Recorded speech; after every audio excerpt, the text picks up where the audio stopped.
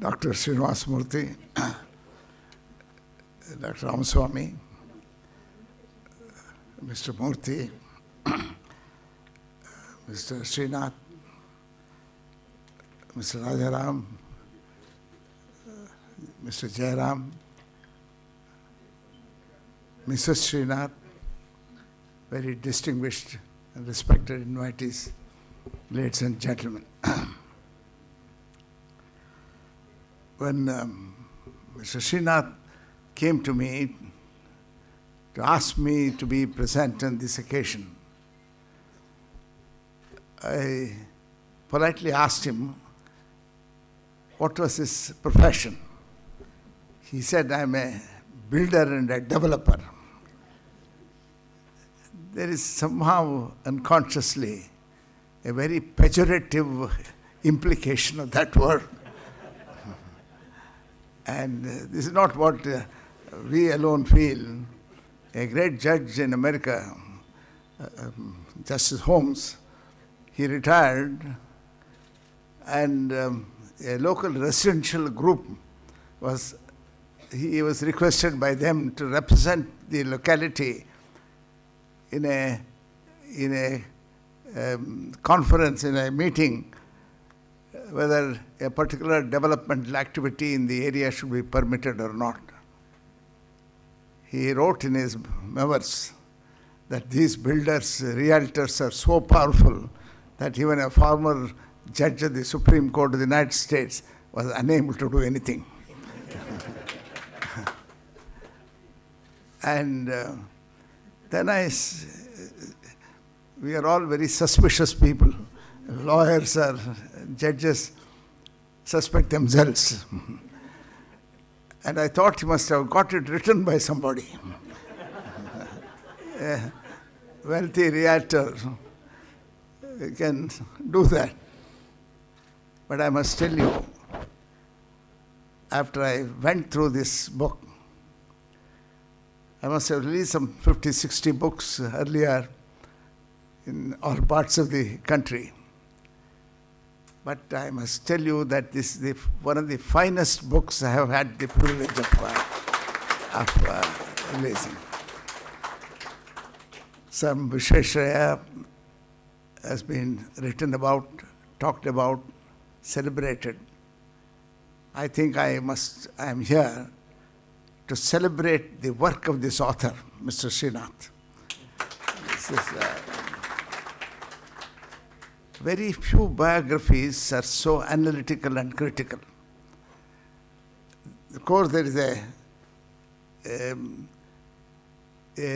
inarticulate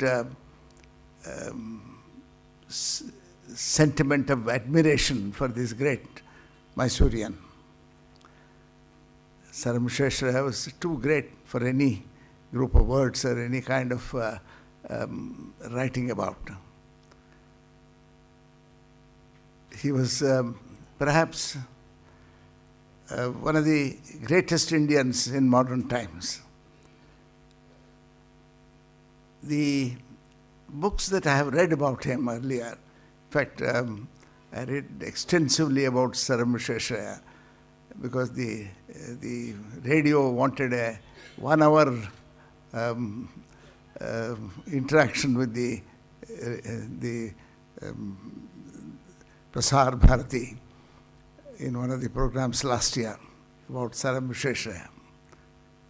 The more you read about him, the greater you felt about the sense of pride that we must legitimately develop about knowing that he was amongst us.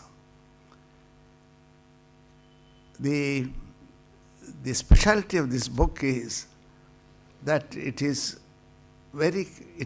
critically examined the actual details of the concrete contribution of this great man, apart from the euphoria that we have for Sir Visvesvaraya.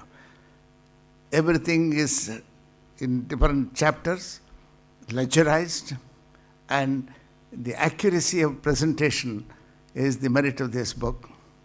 Of course, the get-up of the book is extraordinary. For an Indian publication, it is a beautiful publication, and we are entitled to expect it from Mr. Murthy when he touches it.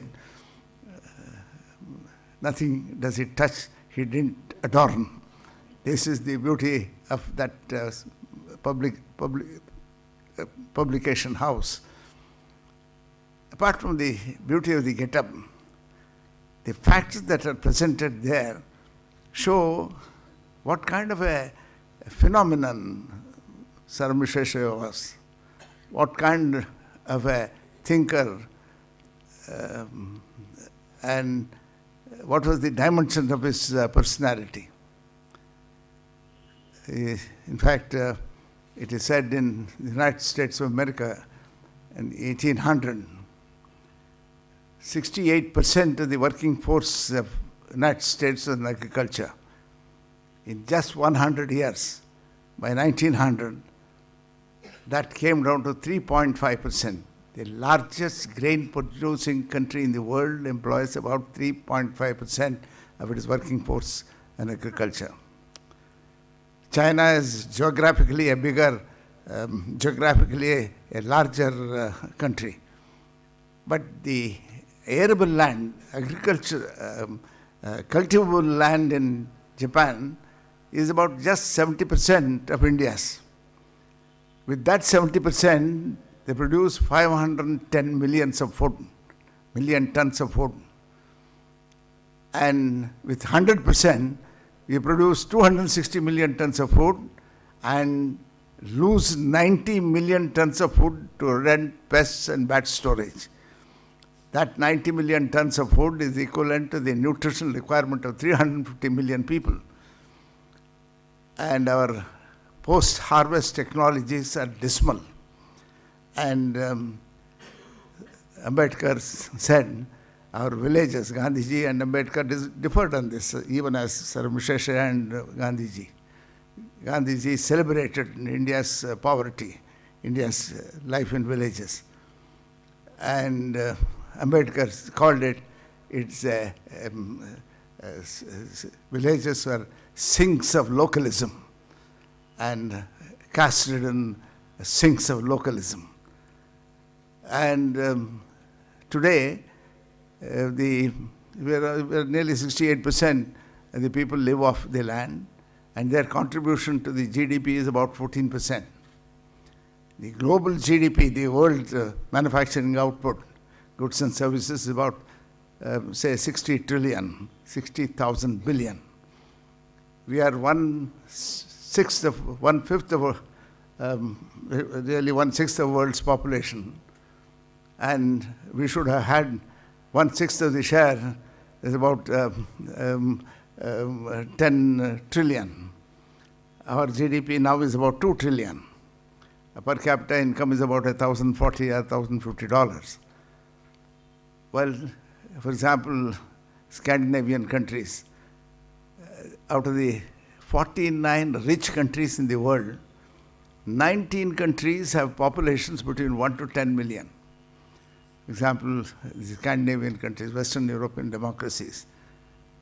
Finland is about 5 million, and other smaller countries, Denmark, Holland, Sweden.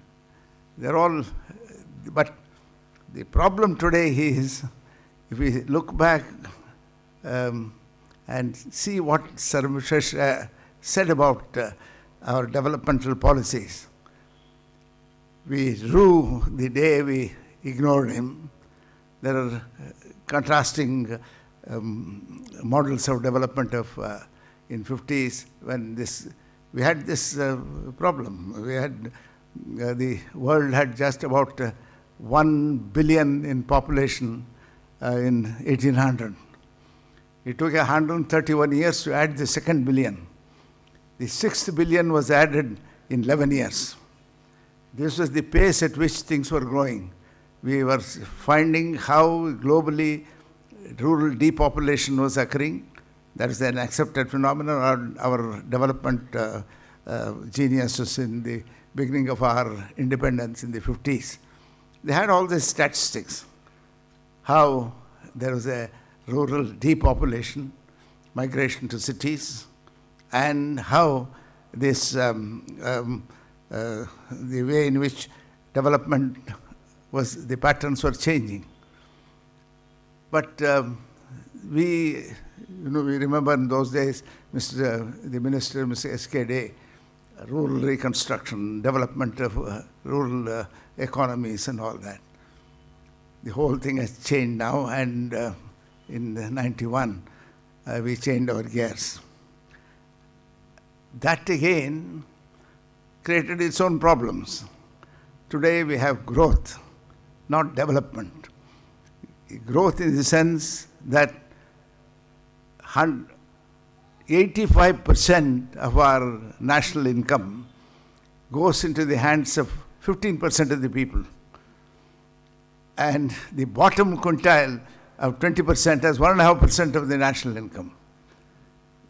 This, and the top quintile, the top 20%, has 85% of the share of the national income. This kind of growth has its own problem. And we have, along with the growth, you have to have a social policy of how we redistribute income. This is in fact, this is the great debate. Will Hutton wrote in his 2 books about this exciting story on either side of the Atlantic. In Europe, possession of wealth was considered a sin by St. Augustine and those philosophers who shaped the European philosophy. But on the other side of the Atlantic, they said the same Bible was interpreted. Pursuit of happiness was the expression that was exploited on both sides. And the marked difference between the two. Now, this pattern of development in America has meant something else. And in Europe, it is a different story. And of course, that's a great debate that goes on. But what is relevant here is about Sir M. V's vision of the future. How he was deeply concerned. In fact, the author says about his religion. In a religious function, Sir M. Venkatachaliah was present. And then somebody asked him about the ritualistic religion. He said, what about